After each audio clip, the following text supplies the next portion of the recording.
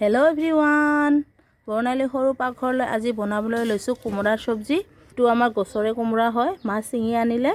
আহক ফ্ৰেণ্ডছ, মই কেনেকৈ কোমোৰাৰ চব্জি বনাওঁ ৰেচিপিটো আপোনালোকৰ লগত শ্বেয়াৰ কৰোঁ। মই কোমোৰাখিনি টুকুৰা টুকুৰকৈ কাটি ধুই পখালি লৈ আহিলোঁ।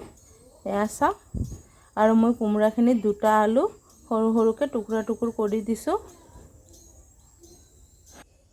আৰু এইফালে মই লৈ লৈছোঁ দুটা পিঁয়াজ, 2 টুকুৰ আদা, 5টা কেঁচা জলকীয়া আৰু 2টা নহৰু বাকলি গুচাই লৈছোঁ।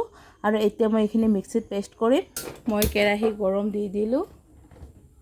মোৰ কেৰাহী গৰম হৈ গৈছে। এতিয়া মই এড কৰিছোঁ সৰিয়হ তেল।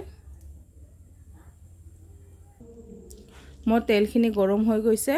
মই 2টা শুকান জলকীয়া পূৰণ দি দিছোঁ। মই এটা পিঁয়াজ সৰু সৰুকৈ কাটি পূৰণ দি দিলোঁ।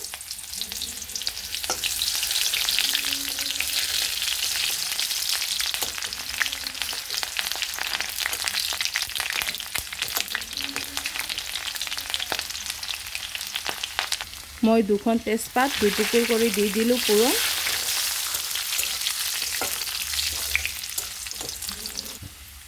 মোৰ পিঁয়াজখিনি ভজা হৈ গৈছে। এতিয়া মই এড কৰিম কোমোৰাখিনি।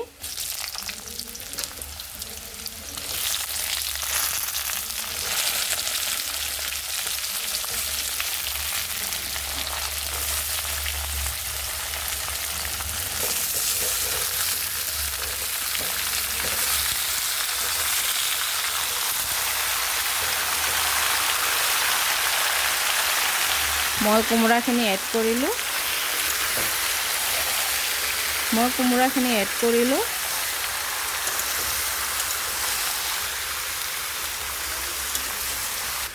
মই কোমোৰাখিনি অলপ লাৰি দিয়াৰ পিছত এতিয়া এড কৰিম নিমখ।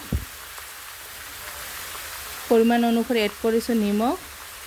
মই 1 চামুচ আৰু অলপখিনি এড কৰিছোঁ। হালধিৰ গুড়ি এড কৰিছোঁ 1 চামুচ আৰু অলপখিনি। আৰু এতিয়া মই কোমোৰাৰ চব্জিখিনি নিমখ হালধিৰ সৈতে অলপ সময় ভাজি ল'ম।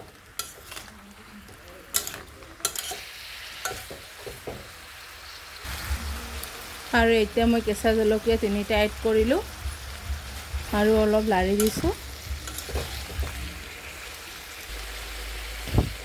আৰু এতিয়া মই কোমোৰাখিনি ঢাকনি দি দিলোঁ 2 মিনিটৰ কাৰণে। আৰু 2 মিনিট পিছত মই ঢাকনিখন তুলি লৈছোঁ। কোমোৰাখিনিৰ পৰা পানী এৰিছে, যিহেতু এইখিনি পুৰ কোমোৰা হয়। আৰু মই মিক্সিত আদা, নহৰু, জলকীয়াখিনি পেষ্ট কৰি লৈ আহিলোঁ।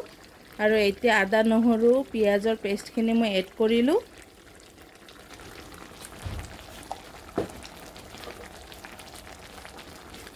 আৰু মছলাখিনি এড কৰাৰ পিছত মই কোমোৰাখিনি অলপ লাৰি দিছোঁ। শুকান জলকীয়াৰ গুড়ি এড কৰিছোঁ আধা চামুচ।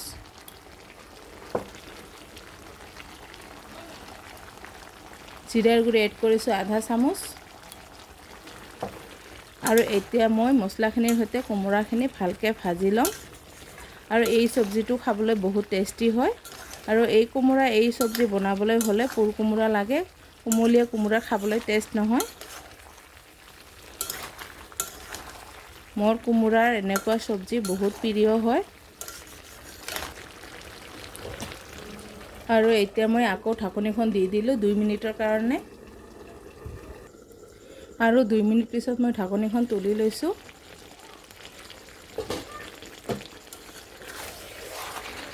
আৰু এতিয়া মই চব্জিখিনি অলপ লাৰি দিছোঁ।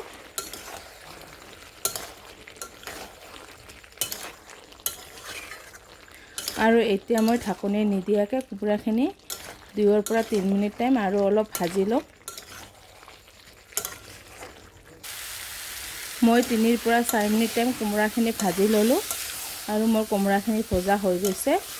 এতিয়া মই মিক্সিৰ বাতিটো ধুই অলপখিনি পানী এড কৰিছোঁ, একেবাৰে সামান্য পৰিমাণে।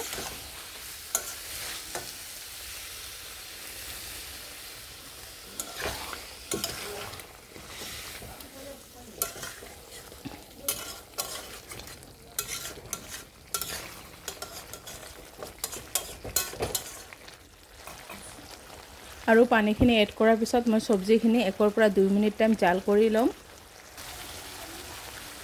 আৰু এতিয়া মই এড কৰিছোঁ 1 চামুচ গৰম মছলাৰ পেষ্ট। আৰু গৰম মছলাৰ পেষ্টখিনি এড কৰাৰ পিছত মই চব্জিখিনি অলপ লাৰি দিছোঁ। আৰু হৈ গ'ল মোৰ কোমোৰাৰ চব্জি। মই এতিয়া গেছটো বন্ধ কৰি দিছোঁ।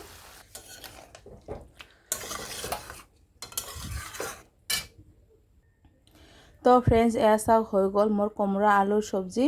মোৰ এই চব্জি বহুত প্ৰিয় আৰু কোনে কোনে কোমোৰা খাই ভাল পায়। মোৰ এই ৰেচিপিটো বনাই টেষ্ট কৰি চাব, খাবলৈ বহুত টেষ্টি হয়। আৰু আজি মোৰ ভিডিঅ' ইমানখিনিয়ে আছিল। আৰু আজি মোৰ ভিডিঅ'টো ভাল লাগিলে লাইক কমেণ্ট শ্বেয়াৰ কৰিব আৰু পিছলৈ মোৰ ভিডিঅ' চাবৰ কাৰণে মোৰ চেনেলটো ছাবস্ক্ৰাইব কৰিব। ধন্যবাদ।